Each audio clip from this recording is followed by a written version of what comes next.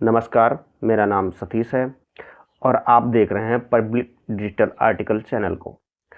दोस्तों, कल पीएम मोदी के तीसरे कार्यकाल की शुरुआत हुई है, जिसमें प्रधानमंत्री सहित कई मंत्रियों ने शपथ ग्रहण किया है। उसमें से एक नाम का मैं खास करके जिक्र करना चाहता हूँ। वह नाम है रामनाथ ठाकुर जी का। समाजवादी विचारधारा के जननायक कहे जाने वाले कर्पूरी ठाकुर जी के बेटे रामनाथ ठाकुर जी, उन्होंने कल मोदी मंत्रिमंडल में शपथ ग्रहण की है मंत्री की। लेकिन मैं कुछ सवाल पूछना चाहता हूं कर्पूरी ठाकुर जी के बेटे रामनाथ ठाकुर जी से। क्या आप ऐसा कार्य कर पाएंगे जो कर्पूरी ठाकुर जी करना चाहते थे? जब उन्होंने अपने समाज के अंदर सामाजिक चेतना और मानसिक चेतना और स्वाभिमान जगाया, तो जिस सामंतवादी पार्टी के साथ आप खड़े हो गए हैं, आज जिनके साथ मंत्री बन के बैठेंगे, वही लोग कट्टा बंदूक लेके पूरे गांव में घुमा करते थे कि कौन पिछड़ा, कौन दलित, कौन आदिवासी है जो स्वाभिमान के साथ जीना चाहता है। उसको मारना, पीटना और प्रताड़ित करते थे।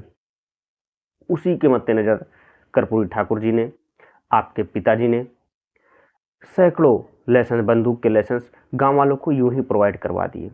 क्या कभी अगर ऐसी नौबत आई जहां पिछड़ा, दलित, आदिवासी पर कोई अत्याचार हुआ, क्या आप वैसा फैसला ले पाएंगे? अगर आप ले पाते हैं तो आपको बहुत बहुत साधुवाद है।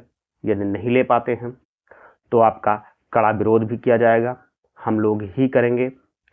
और आपको यह भी नहीं भूलना चाहिए कि जब कर्पूरी ठाकुर जी ने आरक्षण बढ़ाया था ताकि हम लोगों को अपने हक हकूक की बात को पता चल सके, हम अपना हक हकूक पा सकें, तो यही आरएसएस और बीजेपी वाले लोग थे जो नारा लगाया करते थे, ई आरक्षण कहाँ से आई, कर्पूरिया के माई भी आई। क्या आप इस चीज को भूल गए हैं? वही एक जब कहा करते थे एमए बीए पास करेंगे और कर्पूरिया के बांस करेंगे, क्या इसको भूल जाएंगे आप?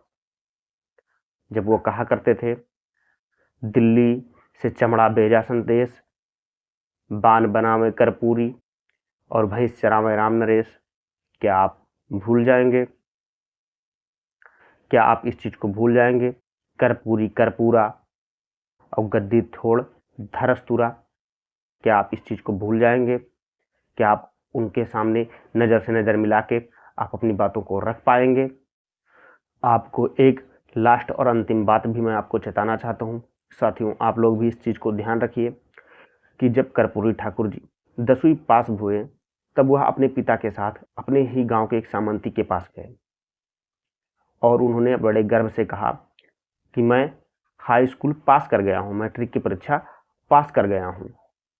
तो सामंती ने जो जवाब दिया, क्या आप उस चीज को भूल जाएंगे?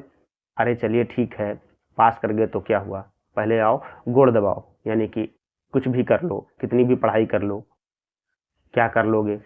करना तो तुम्हें वही है, गोड़ ही दबाना है, हमारी दासता को ही स्वीकार करना है। वही चीज आप आज कर रहे हैं। क्या आप अपनी दासता से फिर से वहीं पे नहीं पहुंच गए हैं जहां से आपको आपके पिताजी ने उठा के ऊपर बैठाया था?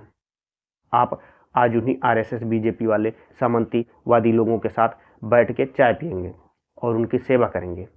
जो वो सामंती ने आपके पिता को कहा था कि कोई बात नहीं, आप पास कर गए हैं मैट्रिक तो क्या हुआ, लेकिन चलिए गोड़ दबाइए, उसी प्रकार से यहाँ भी कहा जाएगा, कोई बात नहीं, आपको हमने मंत्री तो बना दिया है, लेकिन जो कहेंगे वही करिएगा आप उससे ज़्यादा ना करिएगा, आपकी औकात नहीं है। आपको मंत्री बनाने से क्या होता है? जैसे उधर उन्होंने कहा था मैट्रिक पास होने से क्या होता है, गोड़ दबाओ, उसी प्रकार इधर कहा जाएगा मंत्री होने से क्या होता है, आओ हम जो कहेंगे वही काम करो। इसलिए आपको इस चीज के ऊपर ध्यान रखना चाहिए, आपको याद रखना चाहिए।